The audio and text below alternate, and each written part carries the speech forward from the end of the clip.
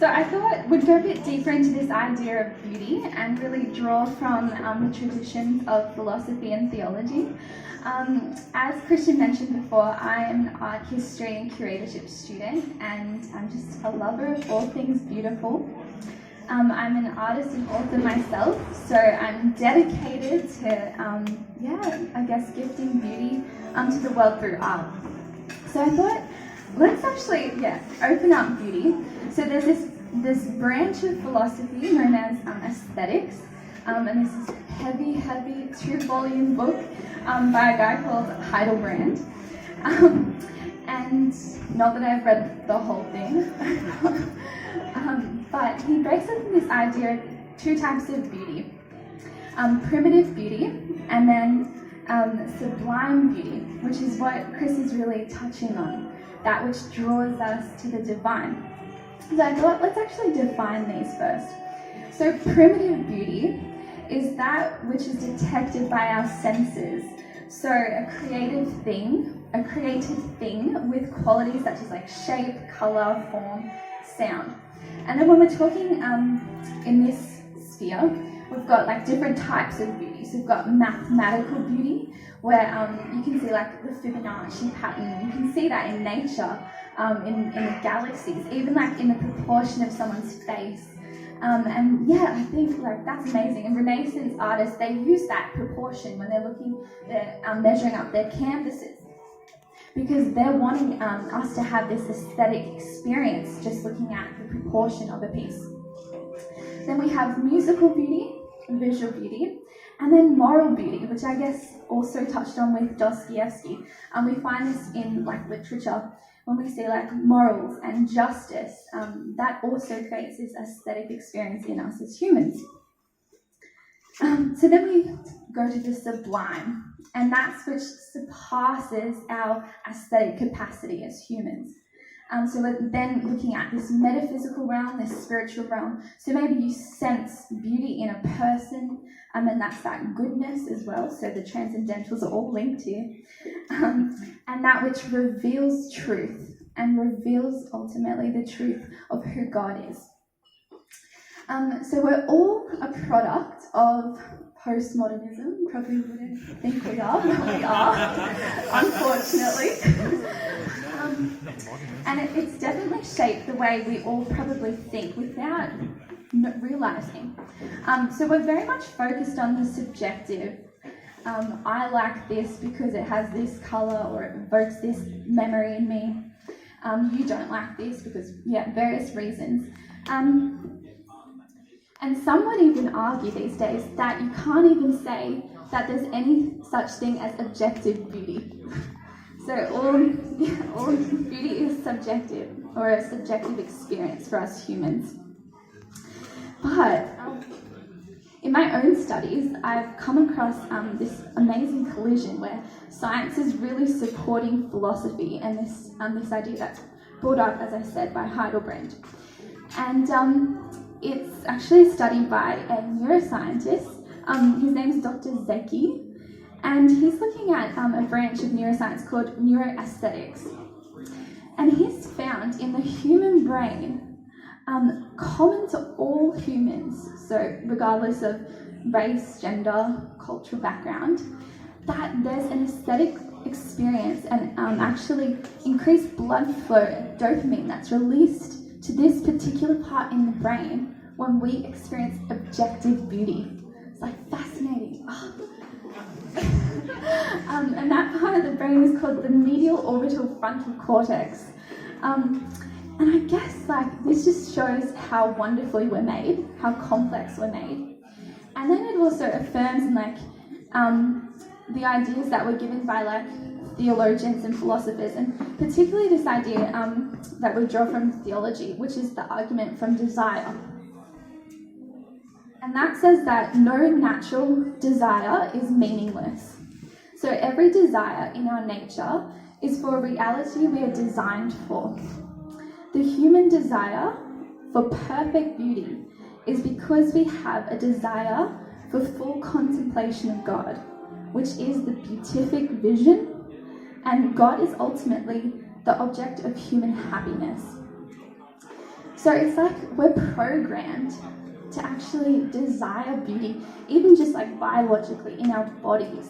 We're desiring, like we get pleasure in our brains when we see something beautiful. And ultimately that's directing us and that's making us chase God, and we want more of it. But we can't actually ever fulfill that here on earth. Doesn't matter how many artworks you find beautiful, how many sunsets you look at, how many little children's faces you gaze at. It's never going to be what we're going to see in heaven when we're with God.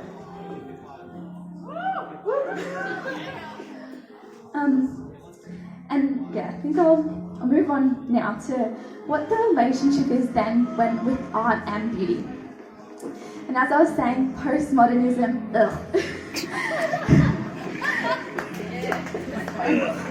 no shame. So we know now, obviously, that art doesn't have to be beautiful. And if you study art history, unfortunately, you come across artists who think they're avant-garde by doing something a little crazy and proving a point. And there was this conceptual artist who's called Manzoni in the 20th century. You might have heard of this. He pooed in a can and said pretty much, this is art, and art doesn't have to be beautiful. So, where do you go from there with art? Like, we're finished. Like, where can humanity go from here? But alas, there is hope because of all of you guys.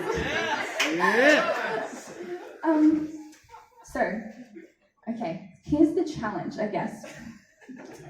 As artists, Christian artists, or people who are seeking truth, goodness, and beauty, then we have this privilege and this huge responsibility to actually give the world good art that reflects the nature of God again. We need to re-inject truth back into our culture that is literally dying. This is huge. This is a wave that young people are catching. If you scroll through TikTok and all this, their minds are not focused on what is good, true, and beautiful.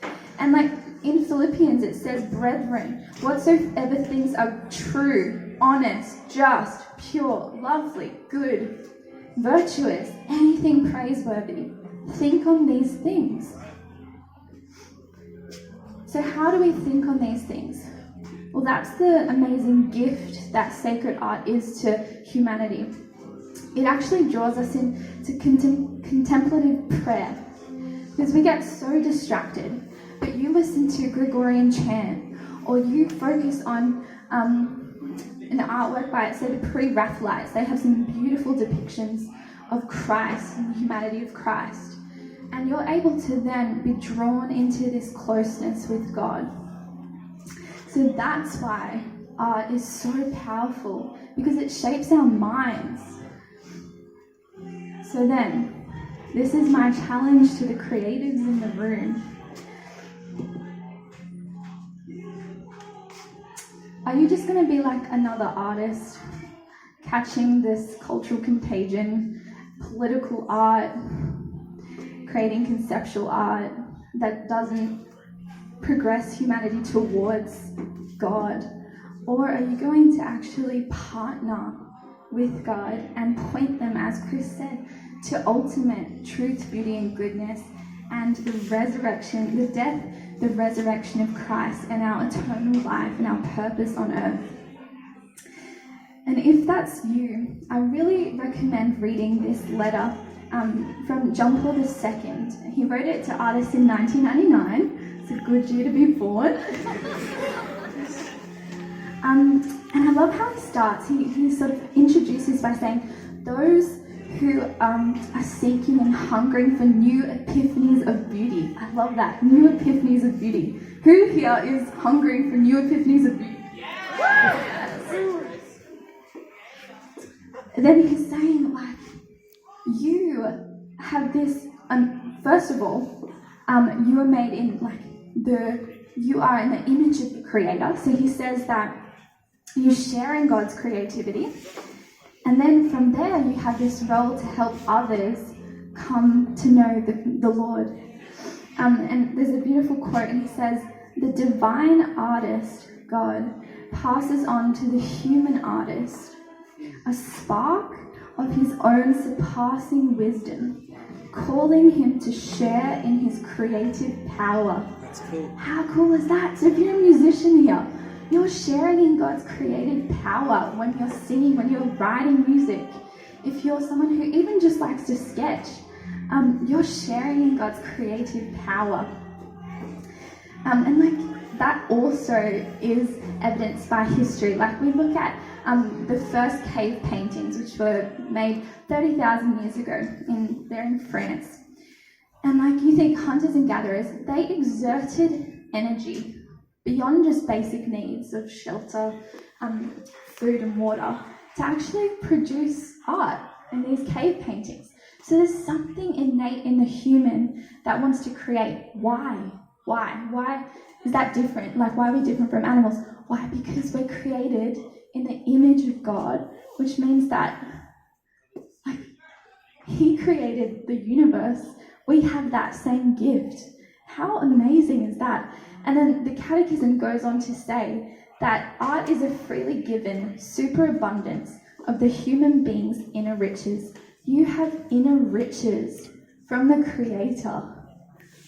So much untapped potential to give. And so I'll finish off by, I guess, challenging all of you, whether you're a consumer of art or if you're a creator of art in any capacity. And for the consumer of art, I'd say it's time to start being more of a critical consumer, and also not just taking what the culture's giving you. That instead of asking like subjective questions like, oh, do I like this art or do I like this music, actually ask, is this artwork drawing me into the objective truth that God exists, God is God, I can have a personal relationship with God, I can know who He is through this work. And if it's not, don't dwell on it.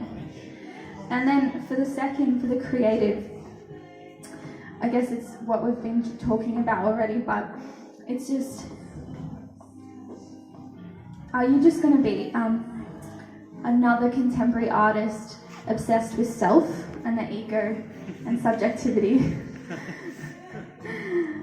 Or are you going to actually partner with God to inject beauty and truth back into this world and back into this culture?